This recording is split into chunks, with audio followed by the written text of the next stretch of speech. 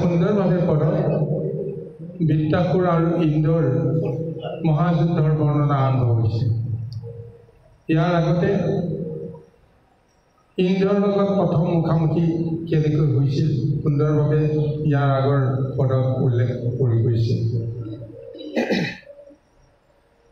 দৰিচি মুনি অস্থিৰে নিৰ্মিত ব্ৰজ লৈ দেৱতাসকলে সাহসেৰে দৈত্যসকলৰ মুখামুখি হৈছে, অৰ্থাৎ বৃত্তাসুৰৰ মুখামুখি হৈছে। আৰু প্ৰবল প্ৰতাপী ইন্দ্ৰই দৰিচি মুনিক আক্ৰমণ কৰাৰ আগতে, আপোনাৰ বৃত্তাসুৰক আক্ৰমণ কৰাৰ আগতে দৈত্যকুলক এনেদৰে তেওঁৰ প্ৰতাপেৰে ত্ৰাসৰ সৃষ্টি কৰি দিলে, সমস্ত দৈত্যসকল দেৱতাৰ ভয়ত পলাই পত্তন দিবলৈ বাধ্য হৈছিল। তাৰপিছত ইন্দ্ৰই বহু বুজাবলৈ যত্ন কৰিলে, যুদ্ধৰ নীতিৰ বিষয়ে সমস্ত জ্ঞান দি তেওঁলোকক যুদ্ধক্ষেত্ৰৰ পৰা পলাই যাবৰ কাৰণে বাৰণ কৰিছিল, যদিও দৈত্যসকলে প্ৰাণৰ ভয়ত বৃত্তাসুৰৰ কথাকো নুশুনিলে আৰু তেওঁলোক গুচি গ'ল। তাৰপিছত দেৱতাসকলে খেদি খেদি দৈত্যসকলক মাৰিবলৈ যত্ন কৰোঁতে বৃত্তাসুৰে সমস্তবিলাকক আগচি ধৰিলে। আগচি ধৰি দৈত্যসকলকো এক প্ৰকাৰ দেৱতাসকলৰ পৰা ৰক্ষা কৰিছে। তাৰপিছত দেৱতাসকলক বা ইন্দ্ৰক নানা ধৰণৰ তিৰস্কাৰ কৰিছে। যুদ্ধৰ নীতি নিয়ম এই সমস্তবিলাক যেতিয়া জলাঞ্জলি দি এই যুদ্ধক্ষেত্ৰত দেৱতাসকলে যে ভীৰু কাপুৰুষ বীৰত্বৰ কোনো এটা দিশ নাৰাখি এনেদৰে কাপুৰুষৰ দৰে যে যুদ্ধ কৰিবলৈ আহিছে, পলাতকজনকো মাৰিবৰ কাৰণে তেওঁলোকক উদ্যত হৈছে, এই সমস্তবিলাক কৈ তেওঁলোকক নিন্দা কৰিছে, তিৰস্কাৰ কৰিছে। তাৰপিছত এনেকুৱা এটা চিঞৰ মাৰি দিলে, যিটো চিঞৰত সমস্ত দেৱতাসকলৰ যে অৱস্থা নাইকিয়া হৈ গ'ল, তেওঁলোকৰ অচেতন প্ৰায় অৱস্থা হৈ গ'ল, কোনোবাই বোলে প্ৰাণেই ত্যাগ কৰিছে। আৰু তাতেই মহাবিক্ৰমেৰে বৃত্তাসুৰে সকলোকে গছকি গছকি মোহাৰি মোহাৰি এফালৰ পৰা তছনছ কৰি গৈ আছে। সেইখিনি সময়তে ক্ৰোধান্বিত হৈ ইন্দ্ৰই যেতিয়া মহাগদা লৈ বৃত্তাসুৰৰ কুম্ভস্থলীত যেতিয়া মাৰি পঠিয়ালে, তাৰপিছতে বৃত্তাসুৰে অতি কৌশলেৰে সেই গদা তেওঁ বাম হাতেৰে ধৰি লয়, ধৰি লৈ পুনৰ মাৰি পঠিয়ালে ইন্দ্ৰলৈ। আৰু সেই গদা গৈ ঐৰাৱতৰ কুম্ভস্থলত যেতিয়া লাগি গ'ল, ঐৰাৱত অচেতন হৈ পৰি থাকিল। আৰু বাহনখিনি ইন্দ্ৰ ক'ৰবাত ছিটিকি পৰি আছে। এনেকুৱা এটা অৱস্থাটো খল খলাই হাঁহি ইন্দ্ৰক তিৰস্কাৰ কৰি আছে। আৰু এইখিনি সময়তে ইন্দ্ৰই কিছু অসহায় বোধ কৰিছে, যদিও বৃত্তাসুৰে তাতে তেওঁ পুনৰবাৰ যুদ্ধৰ নীতি জ্ঞান তেওঁ তাক দি কৈছিল যে তুমি নিৰস্ত্ৰ, তুমি বাহনহীনজনৰ লগত মই কেতিয়াও যুদ্ধ নকৰোঁ। যুদ্ধৰ নীতি দেৱতাসকলে ভংগ কৰিব পাৰে, কিন্তু মই দেৱতাসকলৰ লগত নীতি ভংগ কৰি মই যুদ্ধ নকৰোঁ। এইবুলি যেতিয়া তেওঁ তিৰস্কাৰ কৰিলে ভিতৰে ভিতৰে ইন্দ্ৰ প্ৰবৃত্ত হ'ল আৰু হাতত বজ্ৰ ধৰি এবাৰ যুদ্ধৰ কাৰণে তেওঁ আগুৱাই আহিছে। আৰু এই দৃশ্যটো দেখা পোৱাৰ পিছত ইন্দ্ৰৰ প্ৰতি অতি উপদৃষ্টি কৰি বৃত্তাসুৰে তেওঁ পুনৰ তৰ্জন গৰ্জন কৰি এনেদৰে কৈছে, ইন্দ্ৰৰ দাৰুণ কৰ্মক সুমৰি জ্বলিল কুপবিত্ৰ গুৰু কৰি মানি মুহুৰ ভাতৃক মাৰি আছা শচীপতি এই গুণী মহাকুপ অপমানে মাতিলন্ত মহাপতি। ইন্দ্ৰৰ লগত বৃত্তাসুৰে যুদ্ধ কৰিবলৈ অহা বা বৃত্তাসুৰে মৰাৰ আৱিৰ্ভাৱ মূল কাৰণটোৱেই হৈছে যে দহটা ঋষিৰ পুত্ৰ বিশ্বৰূপক দেৱতাসকলে গুৰু মানিব লগা হৈছিল। দেৱগুৰু বৃহস্পতিক অপমান কৰাৰ কাৰণত দেৱগুৰুৱে অপমানিত হৈ দেৱতাসকলক খণ্ড ত্যাগ কৰি তেওঁ অন্তৰ্ধান হৈ আছে। এনেকুৱা এটা সময়তে দৈত্যৰ ভয়ত তাহি মন্দিৰ সুগম কৰি থকা দেৱতাসকলে সৰ্বশেষত ভগৱন্তৰ আশ্ৰয় ল'লে আৰু তাৰপিছত দহটা ঋষিৰ পুত্ৰ বিশ্বৰূপক গুৰু মানিবৰ কাৰণে তেওঁলোকে দহটা ঋষিৰ পুত্ৰ বিশ্বৰূপে গুৰু মানি গুৰুৰূপে দেৱতাসকলৰ গুৰু আসন গ্ৰহণ কৰিলে আৰু নাৰায়ণ কৱচ তেওঁলোকক প্ৰদান কৰিলে। তাৰ জৰিয়তে দৈত্যসকলৰ পৰা তেওঁলোকে নিস্তাৰ পালে। কিন্তু হ'লে কি হ'ব, যাক গুৰুৰূপে দেৱতাসকলে মান্য কৰি আসন দিছিল তেওঁৰ ওপৰত বহু ক্ষেত্ৰত সন্দেহ আহি গ'ল। দেৱসকলৰ পূজা দেৱসকলৰ ভোগ খাই তেওঁ নিজেও নুদুকা হৈছে আৰু তাৰপিছত তেওঁ কি কৰে, গোপনে গোপনে মাতৃকুলক তেওঁ এই দেৱভোগ প্ৰদান কৰে। আৰু জন্মসূত্ৰে বিশ্বৰূপ আছিল বৰ্ণশংকৰ, পিতৃ আছিল ব্ৰাহ্মণ আৰু মাতৃ আছিল ক্ষত্ৰিয় পুত্ৰ। এই সূত্ৰে বৰ্ণশংকৰত পৰিণত হৈছে। আৰু সেই মাতৃকুলত বৰ্ণশংকৰ শব্দটোত এনেকুৱা এটা বুজায়, ক্ষত্ৰিয় বুলি নহয়, আচলতে তেওঁলোকে দৈত্যকুলৰ প্ৰতিনিধি বুলি কৈছে। গতিকে দৈত্যকুলৰ প্ৰতিনিধি হিচাপে যেতিয়া তেওঁ মাতৃকুলৰ লগত সম্বন্ধ বেছি আছিল, যাৰ কাৰণত গোপনে গোপনে সেই মাতৃকুলকো দেৱসকলৰ ভোগ প্ৰদান কৰাৰ কথাটো দেৱৰাজ ইন্দ্ৰই যেতিয়া গম পাই গ'ল, ক্ৰোধান্বিত হৈ বিশ্বৰূপক যেতিয়া শিৰচ্ছেদ কৰি দিলে। আৰু সেয়াই হৈছে আৰম্ভ। দহটা ঋষিয়ে মহা কষ্ট পালে, দুখ পালে। আৰু তাৰপিছত তেওঁ প্ৰতিশোধৰ তাৰণাত তেওঁ এক মহাযজ্ঞ কৰি ইন্দ্ৰক বধ কৰাৰ কাৰণতে সৰ্বশক্তিমন্ত এজন পুৰুষক তেওঁ পুত্ৰৰূপে কামনা কৰি সেই যজ্ঞৰ জৰিয়তে বৃত্তাসুৰক লাভ কৰিছে। আৰু জন্মসূত্ৰে বৃত্তাসুৰে পূৰ্বজন্মৰ সমস্ত কথা তেওঁ লগত লৈ আহিছে। এইকাৰণে পূৰ্বজন্মত তেওঁ আছিল চিত্ৰকেতু, প্ৰভু ভগৱন্তৰ মহাভক্ত। কিন্তু দুৰ্ভাগ্যবশতঃ শিৱক অপমান কৰাৰ কাৰণত পাৰ্বতীৰ উপদৃষ্টিত পৰি তেওঁ দৈত্যজনীলৈ আহিব লগা হ'ল। কিন্তু তেওঁ শিৱক তুতি কৰি কৈছিল, বৰদান হিচাপে তেওঁ বিচাৰিছিল, দৈত্যজনীলৈ মই যাম, মোৰ ক'ব লগা নাই, কিন্তু মই যি জনীতে নাযাওঁ কিয়, মই যেন ভগৱন্তক কোনো কাৰণতে পাহৰিব নোৱাৰোঁ, ভগৱন্তক যেন সদায় মই স্মৰণ কৰিব পাৰোঁ। আৰু জীৱনৰ অন্তিম মুহূৰ্তটো যি জন্মতে মোক সেই ব্যৱস্থা নহওক কিয়, কোনো কাৰণতে যেন কৃষ্ণক স্মৰণ কৰিবৰ কাৰণে মই যেন পাহৰি নাযাওঁ, তথাস্থ বুলি কৈ সদাশিৱ শংকৰে তেওঁ আশীৰ্বাদ কৰিলে।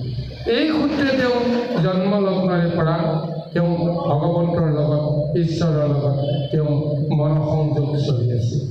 আৰু আজি এই সমস্ত কথা এতিয়া তেওঁ ইন্দ্ৰক এতিয়া ক'বলৈ গৈছে, ইন্দ্ৰক তিৰস্কাৰ কৰিছে।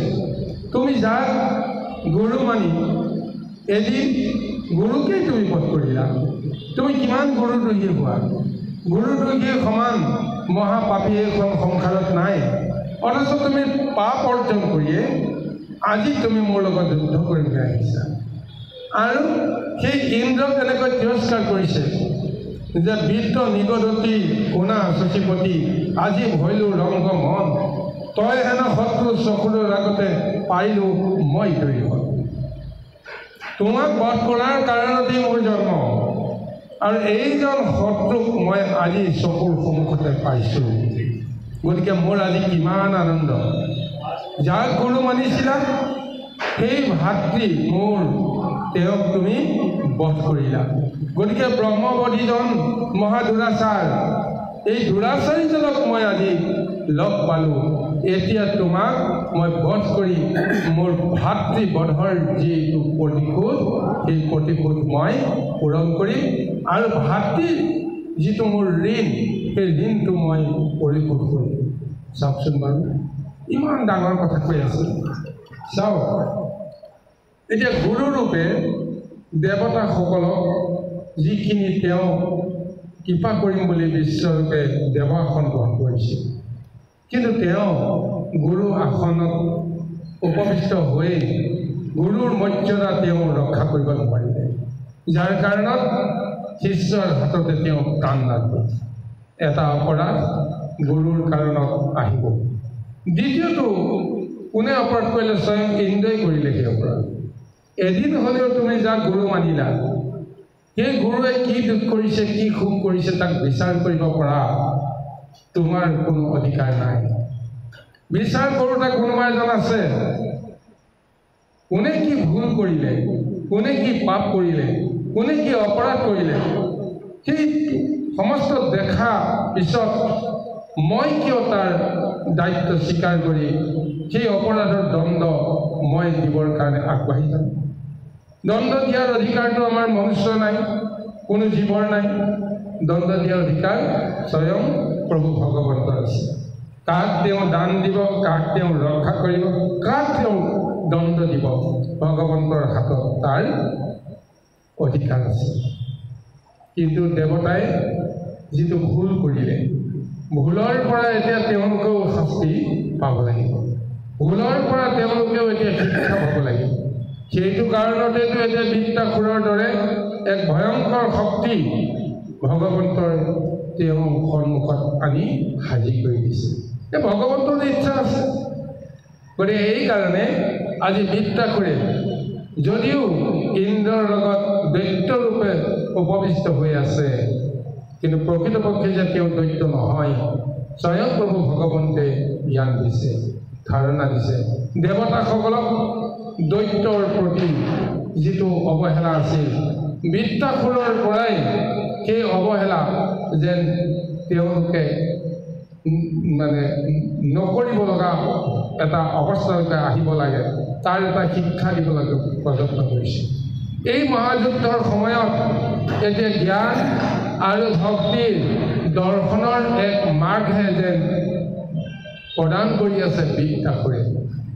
আৰু সেইকাৰণে কৈছে, যাক গুৰু মানি তুমি এদিন বধ কৰিলা, গুৰুদ্ৰোহীজন ব্ৰহ্মবধিজন ইমান দুৰাচাৰ, সেই দুৰাচাৰীজন কোনো কাৰণতে সংসাৰত জীয়াই থাকিব নালাগে। ময়ো তোমাক বধ কৰিব পৰা অধিকাৰ মোৰ নাই, কিন্তু মোৰ এটা ধৰ্ম আছে। ভাতৃবৰীজনৰ ওপৰত প্ৰতিশোধ যদি ল'ব পৰা নাযায়, তেতিয়াহ'লে মোৰ ধৰ্ম নষ্ট হ'ব। গতিকে পিতৃ ধৰ্ম কি? সন্তানক ৰক্ষা কৰা। যদি ৰক্ষা কৰিব নোৱাৰে, তেতিয়াহ'লে পিতৃয়ে বিধিগতভাৱে যি ব্যৱস্থা ল'ব লাগে সেইখিনি ল'বই লাগিব। ঠিক তেনেকৈ সন্মুখতে ভাতৃক কোনোবাই বধ কৰিলে অন্যায়ভাৱে, তেতিয়াহ'লে ভাতৃবধিৰ ওপৰত প্ৰতিশোধ লোৱাটো নীতিগত ধৰ্মগত তাৰ এটা ব্যৱস্থা আছে। সেই ব্যৱস্থাৰ পৰা কোনেও মুক্ত নহয়। যদিহে তাৰ পৰা কোনোবাই আঁতৰি থাকিবলৈ বিচাৰে, তেতিয়াহে তেওঁক অধৰ্ম কৰা হয়। গতিকে এই জ্ঞানটো এতিয়া দি এতিয়া বৃত্তাসুৰে ইন্দ্ৰক তিৰস্কাৰ কৰাৰ কাৰণটো সুন্দৰভাৱে তেওঁ ব্যক্ত কৰি দিছে। কাৰণ তেওঁ ভাতৃবধি, ব্ৰহ্মবধি, গুৰুবধি, সেইকাৰণে তেওঁক বধ কৰাটো তেওঁৰ জীৱনৰ লক্ষ্য। কৃষ্ণ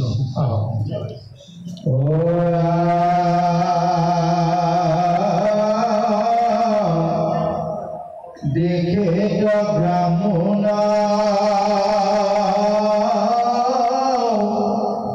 বিদ্যাৰ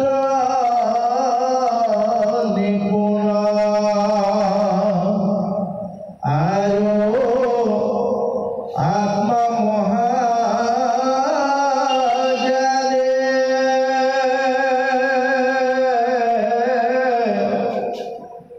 কেন মতে তাহাঙ্ক কাটিলে অগুৰু বুলি খান্দাহালে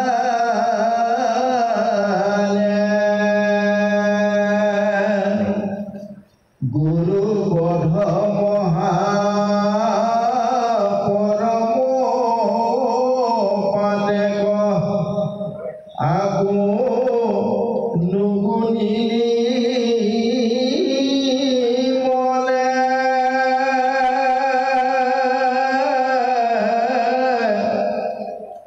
যত নিদাৰুণে পশুক কুকিয়া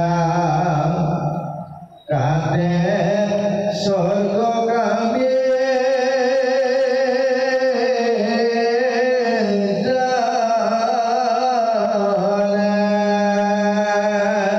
ভাবিলে বৰ আচৰিত লাগে এতিয়া বৃত্তাসুৰ যজ্ঞৰ সন্তান এক নম্বৰ কথা দুই নম্বৰ কথা তস্ত ঋষিৰ পুত্ৰ বুলি তেওঁ পৰিচিত অৰ্থাৎ তেওঁ ব্ৰাহ্মণৰ সন্তান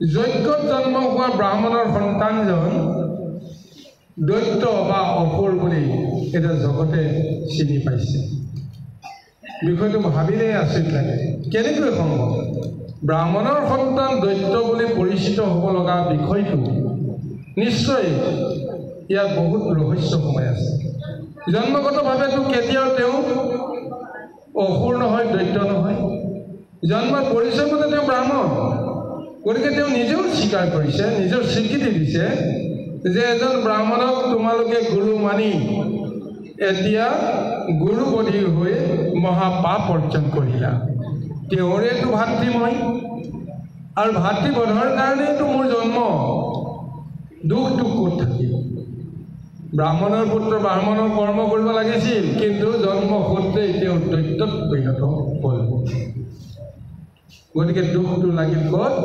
তস্তাৰ মুনিৰ যজ্ঞতেই দুখটো জড়িত হৈ গ'ল যি ব্ৰাহ্মণে জীৱৰ কল্যাণৰ কাৰণে জগতৰ উদ্ধাৰৰ কাৰণে জপ কৰিব লাগে যজ্ঞ কৰিব লাগে ঈশ্বৰৰ কৰ্ম কৰিব লাগে সেই ব্ৰাহ্মণে তেওঁ পণ্ডিত হ'লে বুলিয়েই তেওঁ সমস্ত কথা গুৰু মন্ত্ৰৰ জৰিয়তে বা ব্ৰহ্ম মন্ত্ৰৰ জৰিয়তে তেওঁ সমস্ত আয়ত্ত কৰিলে বুলিয়েই শক্তি আছে বুলিয়েই পৰহিংসা কৰিবৰ কাৰণে যদি যজ্ঞ কৰে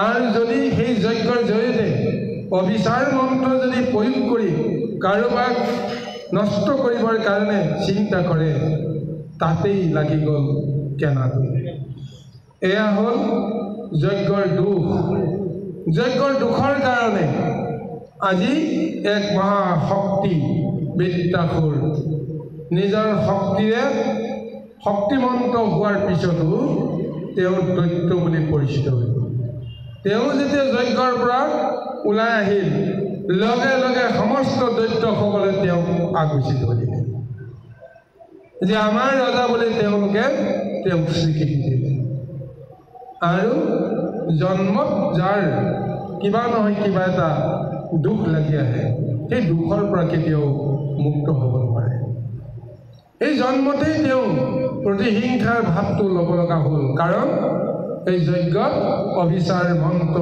দি ইন্দ্ৰক বধ কৰাৰ যিখিনি বাসনা দিয়াৰ কাৰণত দৈত্যৰূপে এতিয়া তেওঁ পৰিচয় দিব লগা হ'ল ঠিক তেনেকৈ আমাৰ এই সাংসাৰিক জীৱনতো যদি কোনোবাই যিজন সৎ হ'ব পাৰে যিজন ভকত হ'ব পাৰে বৈষ্ণৱ হ'ব পাৰে তথাপিও ভকত বৈষ্ণৱ হ'লেও যিহেতু বিষয়ৰ লগত সম্বন্ধ থাকে বিষয়ৰ লগত সম্বন্ধ থাকোঁতে যদি কিবা কাৰণত যদি যি সময়ত সন্তান জন্মৰ হেতু স্বামী আৰু স্ত্ৰীৰ মাজত এক কামনাৰ খেলা চলে সেইখিনি সময়ত মন বুদ্ধিত যদি কিবা নহয় কিবা এটা যদি বেলেগ এটা বিষয়ৰ বিষ বাষ্প যদি সোমাই যায় তাৰ প্ৰতিফল সন্তানটোৰ গালৈ আহি যায় যাৰ ফলত যে সেই পিতৃ মাতৃৰ 4জন সন্তানৰ ভিতৰত এজন বৰ দুষ্ট হ'ল দুৰাচাৰ হ'ল অঘাইতম হ'ল বাকী সমস্ত কেইজন ভাল হ'ল গুণী হ'ল জ্ঞানী হ'ল কিহৰ কাৰণত এই জন্মসূত্ৰ জন্মকুণ্ডলী পিতৃ মাতৃৰ কিবা এটা দুখৰ কাৰণত আজি সন্তানে জন্ম হৈ তাৰ ফল ভোগ কৰিব লগা হ'ল এতিয়া আজি বৃত্তাসুৰৰ সেইটোৱে অৱস্থা তেওঁ আজি জন্ম হৈ অসুৰ বুলি এতিয়া নিন্দিত হৈছে সকলোৰে পৰা দেৱতা বুলি ক'লে অকণমান হ'লেও সন্মানৰ দৃষ্টিৰে ভয়ৰ দৃষ্টিৰে সমীহ কৰিব লগা হয় কিন্তু দৈত্য বুলি কোৱাৰ লগে লগে তেওঁক হয়তো আমি ভয় কৰিম কিন্তু কেতিয়াও আমি তাক শ্ৰদ্ধা নকৰোঁ সন্মান নকৰোঁ ভক্তি নকৰোঁ হয়তো ভয় কৰিম ভয়ত হয়তো আমি তেওঁক ঘৃণা কৰিম তাৰ বাহিৰে আমি তেওঁক শ্ৰদ্ধা ভক্তি নকৰোঁ আজি বৃত্তাসুৰে যিমানখিনি তেওঁ হৃদয়ত জ্ঞান লৈ আজি এইখন সংসাৰলৈকে আহিল কিন্তু সেই জ্ঞানৰ তত্ত্বটো বুজিব কোন গতিকে এই কাৰণে হৈছে সমস্যা অন্যান্য দেৱতাসকলেতো বুজিব নোৱাৰে কিন্তু এদিন এটা সময়ত ইন্দ্ৰয়ো বুজিবলৈ বাধ্য হ'ব যে আচলতে বৃত্তাসুৰে যি কৰিছে বৃত্তাসুৰে যি শক্তি পাইছে এই শক্তিৰ তুলনাত আমি দেৱতাসকল সাধাৰণ তুচ্ছ এই ভাৱনাটো জ্ঞানটো ল'ব লাগিব আহকচোন বাৰু ইয়াৰ পিছত বৃত্তাসুৰে আৰু কি মহাজ্ঞান তত্ত্ব দেৱতাসকলক প্ৰদান কৰে পদৰ মাজত বিচাৰিছোঁ জয় কৃষ্ণ জয় কৃষ্ণ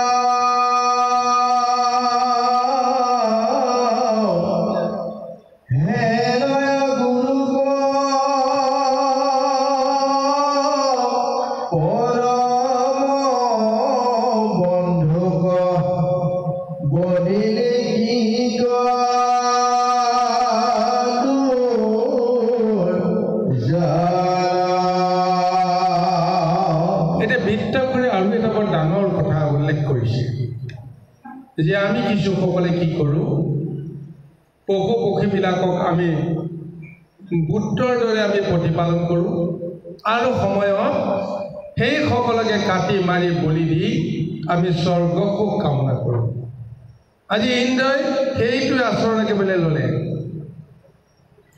সেই ইন্দ্ৰই নিজৰ প্ৰয়োজনত পুহি পালি গুৰু ৰূপে ৰক্ষা কৰিবৰ কাৰণে হওক গুৰু ৰূপে মান্যতা দিয়ে হওক নিজৰ লগত ৰাখিছিল বিশ্বৰূপক আৰু প্ৰয়োজনত সেই বিশ্বৰূপকে গুৰুকে পুহি পালি ৰখাজনকে কাটি মাৰি স্বৰ্গভোগ কৰিবৰ কাৰণে বাঞ্ছা কৰিছিল ক'ত পাৰিব জীৱক হিংসা কৰি কোনো কাৰণতে কোনেও সুখে শান্তিৰে জীয়াই থাকিব নোৱাৰে গতিকে এই তত্ত্বটোকে কৈ আছে কিমান নিদাৰুণ হ'ব পাৰে পুত্ৰৱতে যিমানবিলাক জীৱক আমি পুহি পালি আছোঁ প্ৰয়োজনত আমি তাক বধ কৰি আমি অনাবিল আনন্দ লাভ কৰিবলৈ প্ৰযত্ন কৰি স্বৰ্গ সুখৰ বাঞ্ছা কৰোঁ গতিকে সেইকাৰণে কৈছে যে সোণৰে দাৰুণ অপৰাধ কোন কৰিলে ক মোৰ ভাই তাতে বিদ্যা শিকি তেওঁলোকৰ লক্ষ্মী পাইলে তই সমুদায় মোৰ ভাতৃক যে তুমি বধ কৰিলা আচলতে কি দুখ কৰিলে মোৰ ভাতৃ স্বৰূপতে ক'বলৈ গ'লে সাধাৰণ দৃষ্টিৰে তেওঁ একো ভুল কৰা নাই দেৱতাসকলক যিমানখিনি মন্ত্ৰ শিকাই দিছে যিমানখিনি শক্তি দিছে যজ্ঞ কৰিছে পূজা কৰিছে যি কৰিছে তাৰ ফলটো তেওঁ প্ৰাপ্যটো যি পাইছে সেইখিনিয়ে তেওঁ লৈছে দেৱতাসকলৰ পৰা জোৰ কৰি প্ৰতাৰণা কৰি তেওঁ একো লোৱা নাই যিখিনি পাইছে দেৱপ্ৰসাদ দক্ষিণা ৰূপত সেইখিনি তেওঁ জাকি নিদিওঁ তাততো কাৰো অধিকাৰ নাই অমুকক দিবি তমুকক দিবি বুলি কোৱাৰ কাৰোতো অধিকাৰ নাই তেওঁ যেনিবা কোনোবা দৈত্য কুলৰ লগত সম্বন্ধ কাহানিবাৰ পৰা আছে কিবা কাৰণত যদি তেওঁৰ অংশৰ পৰা কিবা এটা দিলে এইটোতো কেতিয়াও অক্ষমনীয় অপৰাধ হ'ব নোৱাৰে মই যাকে নিদিওঁ মোৰ সম্পদ মোৰ অধিকাৰত আছে গতিকে তস্তাই কোনো কাৰণৰ আপোনাৰ বিশ্বৰূপে কোনো কাৰণতে তেওঁ ঘোৰত্বৰ দণ্ড পোৱাৰ অপৰাধ কৰা নাই আজি মৃত্যুৰ যুক্তি কিন্তু কোনে কৰিলে সেই দণ্ড পাব লাগে কোনে এতিয়া ইন্দ্ৰই কৰিলে কাৰণ তেওঁ এনেদৰে প্ৰতাৰণা কৰি মাতি আনি তেওঁ মৰমেৰে পুহি পালি ৰাখি বধ কৰাৰ দৰে হ'ল গতিকে সেই অপৰাধৰ পৰা দেৱতা হ'লেও তেওঁ কেতিয়াও ৰক্ষা নাপায় কৈছে তাতে বিদ্যা শিকি তেওঁলোকৰ লক্ষ্মী পাইলে তই সমুদায় যাক বধ কৰিলি তাৰ পৰাই তুমি তেওঁলোকৰ সমস্ত সম্পদৰ অধিকাৰ পাই গলা শত্ৰুক জিনিলে স্বৰ্গ লভিলি পূজিয়া যাৰ চৰণ হেনয় গুৰুক পৰম বন্ধুক বধিলি কি কৰ্য যুক্তিত কিমান এক সবলতা আছে চাওকচোন বাৰু এই যুক্তিৰ কোনো উত্তৰ পোনপটীয়াকৈ ইন্দ্ৰই দিব নোৱাৰে কাৰণ ইন্দ্ৰৰ হাতত সিমানখিনি জ্ঞান নাই বুদ্ধি নাই বুদ্ধি তেওঁ কাৰ পৰা লৈ আছে বুদ্ধি তেওঁ গুৰুৰ পৰা লৈ আছে গুৰু থকাৰ কাৰণত তেওঁ নিশ্চিত হৈ আছিল গতিকে সেই গুৰুসকল আই মাতৃসকল আমি যেতিয়া বিষয়ৰ লগত মত থাকোঁ আমি যে বিষয় হিচাপে আমি যেতিয়া পৰিচিত হৈ পৰোঁ লাগে সেই দেৱতাই হওক বা দৈত্যই হওক নিশ্চয় বিষয়ৰ দুখত কেতিয়া আমি জানিতে অজানিতে অপৰাধ কৰি পাওঁ দুখ কৰি পাওঁ আমি ক'ব নোৱাৰোঁ বিষয়ৰ বাঞ্ছনা থকাৰ লগে লগেই আমাৰ মন বুদ্ধি কোনো কাৰণতে শুদ্ধ হৈ নাথাকে মন বুদ্ধি যদি শুদ্ধ হ'ব লাগে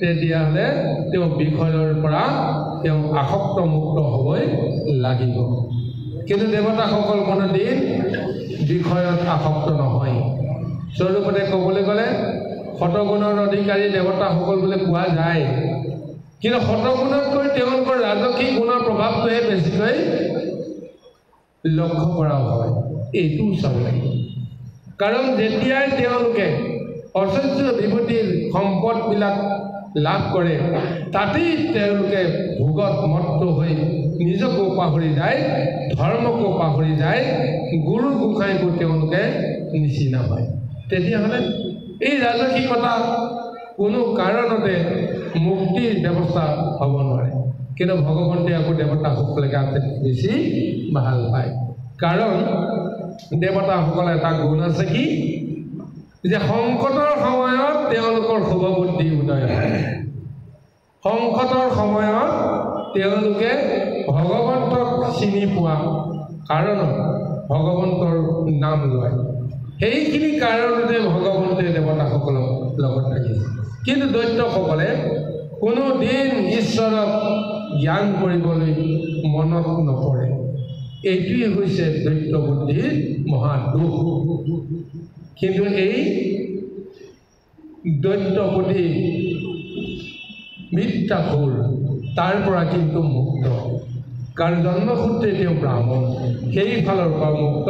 আৰু পূৰ্ব জন্মত তেওঁ আছিল এজন মহা বৈষ্ণৱ, সেই ফালৰ পৰাও সমস্ত জ্ঞানখিনি তেওঁ আছে।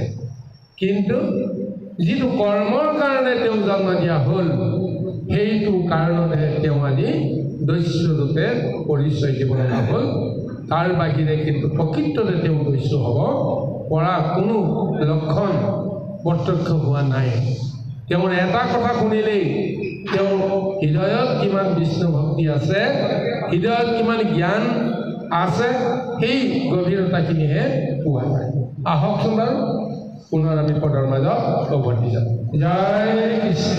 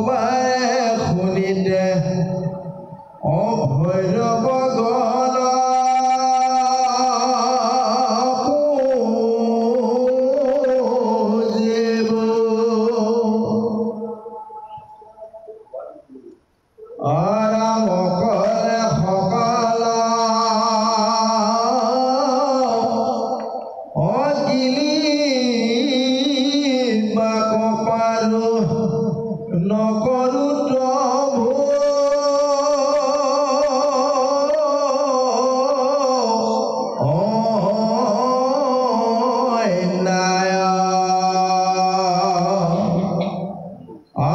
বামদেৱ জগত কৰিবে সতত প্ৰভু আশুধ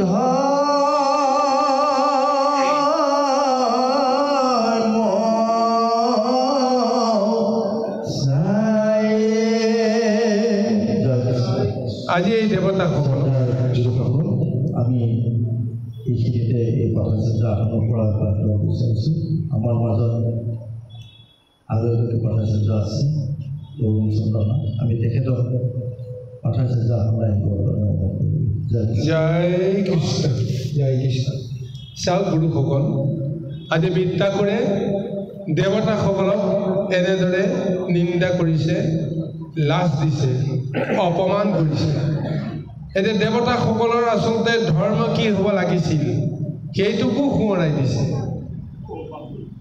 সেই দেৱতাসকলে বিষয়ৰ কাৰণে, ভোগৰ কাৰণে সমস্ত ধৰ্ম ত্যাগ কৰি মহাপাপত লিপ্ত হোৱাৰ ফলত কি হ'ল? শ্ৰীহত ভৈলি লজ্জা কৰিলে প্ৰাণী কটি জিলি দায়া, নিন্দা কৰিছে। এতিয়াতো তোমালোকে শ্ৰী ৰূপ লৈ আছা যদিও এই শ্ৰী হত হ'বৰ কাৰণে আৰু বেছি সময় নাই। তাৰমানে মৃত্যুৰ ওচৰত তোমালোক মানে ৰৈ আছা।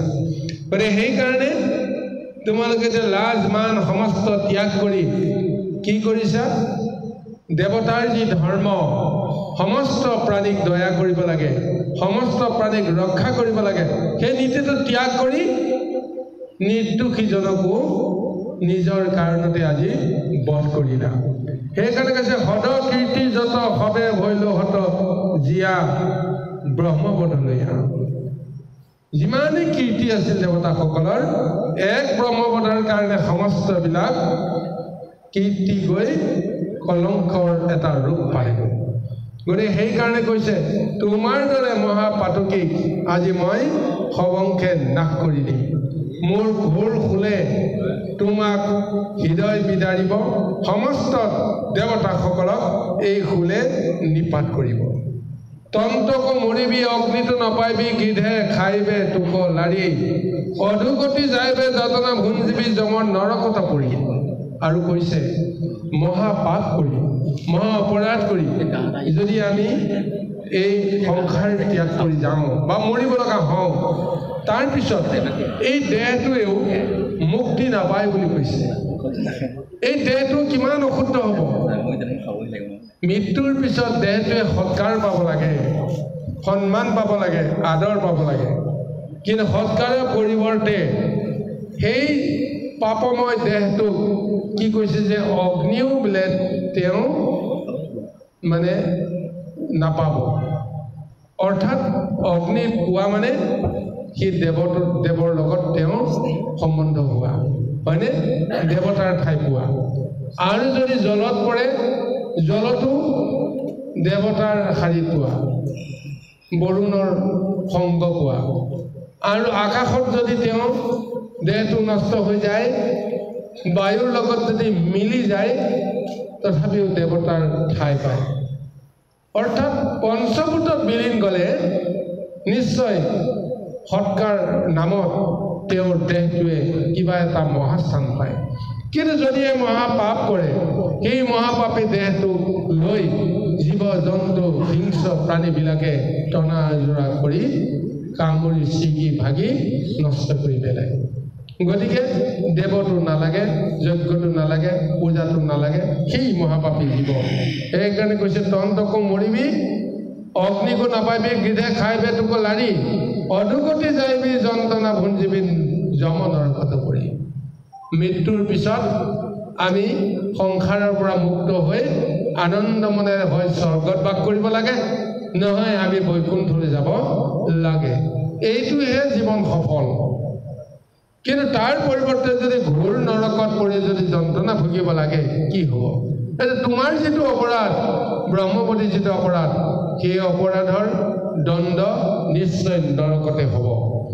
তই পাতকীক লগত যতেক আখি আছে হস্ত ধৰি, আপোনাৰ নাৰাখি মুখ যুঁজে যদি তুহুৰ হৈব সৈতাৰী।